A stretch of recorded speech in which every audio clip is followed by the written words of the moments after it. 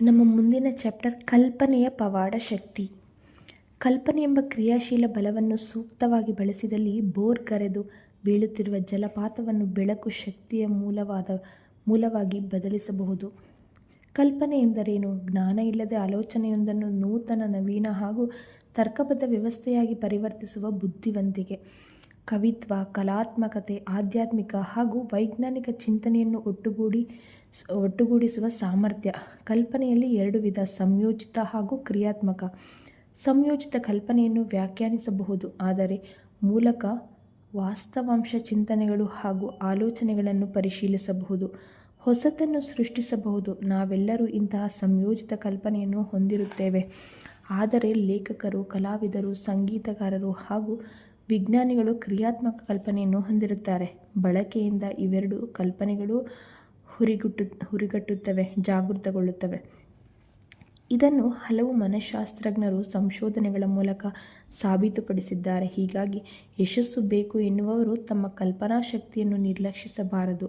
ಕಲ್ಪನೆ ಎಂಬುದು ಮನುಷ್ಯನ ಮಿದುಳೆಂಬ ವರ್ಕ್ಶಾಪ್ನ ಉತ್ಪನ್ನ ಹಾಗೂ ಅತ್ಯಂತ ಯಶಸ್ವಿ ಶೋಧ ಸೃಷ್ಟಿಗಳೆಲ್ಲ ಈ ವರ್ಕ್ಶಾಪ್ನಿಂದ ಬಂದಿವೆ. ಈ ವರ್ಕ್ಶಾಪ್ನಲ್ಲಿ ಸೂಕ್ತ ಸಾಧನಗಳಿಲ್ಲದಿದ್ದರೆ ಉತ್ಪನ್ನ ಕೀಳು ಗುಣಮಟ್ಟದ್ದಾಗಿರುತ್ತದೆ. ಇಂತಹ ಉತ್ಪನ್ನದ ಫಲಿತ ಕೂಡ ಕಡಿಮೆ. ಅಂದರೆ ಮೈಂಡ್ ಪವರ್ ಅಂತ ಹೇಳ್ಬೋದು. ತಮ್ಮ ಕಲ್ಪನೆಯ ಮೂಲಕ ಮನುಕುಲದ ಮುನ್ನಡೆಗೆ ನೆರವಾದ ಹಲವರ ಉದಾಹರಣೆ ಇತಿಹಾಸದಲ್ಲಿವೆ. ನಯಾಗರ ಇಲ್ಲವೇ ಜೋಗ್ ಜಲಪಾತವನ್ನೇ ತೆಗೆದುಕೊಳ್ಳಿ. ಮೇಲಿನಿಂದ ಬೋರ್ ಗರೆದು ಸುರಿಯುವ ನೀರು ನೋಡಲು ನಯನ ಮನೋಹರವಾಗಿರುತ್ತದೆ. ಅದೇ ನೀರನ್ನು ವಿದ್ಯುತ್ತಾಗಿ ಪರಿವರ್ತಿಸಿದರೆ ಉದ್ಯಮ ತಲೆ ಎತ್ತುತ್ತದೆ, ಉದ್ಯೋಗ ಸೃಷ್ಟಿಯಾಗುತ್ತದೆ. ಪೋಸ್ಟ್ ಅಂಚೆಗಿಂತ ಉತ್ತಮ ಸಂಪರ್ಕ ಸಾಧನವನ್ನು ಶೋಧಿಸಬೇಕೆಂಬ ಮಾರ್ಸ್ನ ತುಡಿತದಿಂದಾಗಿ ಟೆಲಿಗ್ರಾಫ್ ಜನ್ಮ ತಳೆಯಿತು. ಟೆಲಿಗ್ರಾಫ್ ಸಾಲದು ಎಂದು ಬೆಲ್ ಅಂದುಕೊಂಡಾಗ ಟೆಲಿಫೋನ್ ಸೃಷ್ಟಿಯಾಯಿತು. ಇಷ್ಟು ಮಾತ್ರವಲ್ಲ, ನಮ್ಮ ಆಧುನಿಕ ನಾಗರಿಕತೆ ಹಲವು ದಾರ್ಶನಿಕರ ಶ್ರಮದ ಫಲ.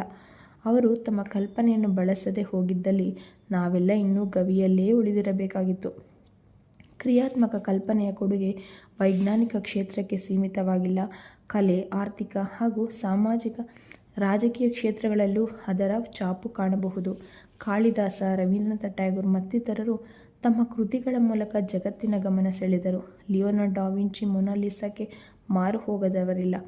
ಉದ್ಯಮ, ವ್ಯಾಪಾರ ಕ್ಷೇತ್ರದ ಚಿಂತನಶೀಲರು ತಮ್ಮ ಕ್ರಿಯಾಶೀಲತೆಯಿಂದ ಭಾರೀ ಉದ್ಯಮ ವ್ಯವಹಾರ ಕಟ್ಟಿದ್ದಾರೆ.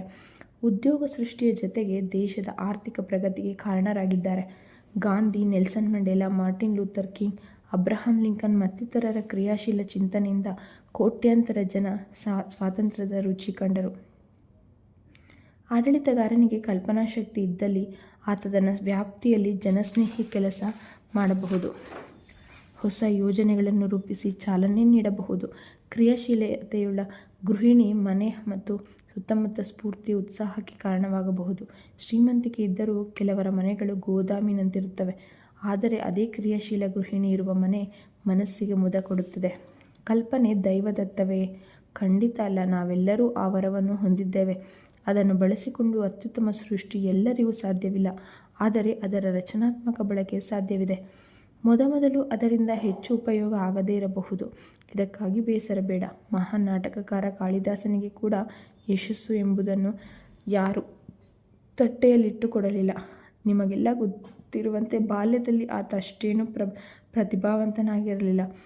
ತಾನು ಕುಳಿತಿದ್ದ ಮರದ ಕೊಂಬೆಯನ್ನೇ ಕಡಿಯುತ್ತಿದ್ದ ಎಂಬ ಐತಿಹ್ಯವೂ ಇದೆ. ತಾಳ್ಮೆ ಮತ್ತು ನಿರಂತರ ಪ್ರಯತ್ನದಿಂದ ಸರಸ್ವತಿ ಆತನಿಗೆ ಒಲಿದಳು. ಆತ ಶ್ರೇಷ್ಠ ನಾಟಕಕಾರ ಎಂದು ಹೆಸರು ಗಳಿಸಿದ. ನೀವು ಕೂಡ ಅಂತಹ ಯಶಸ್ಸನ್ನು ಗಳಿಸಬಲ್ಲಿರಿ. Best of lac.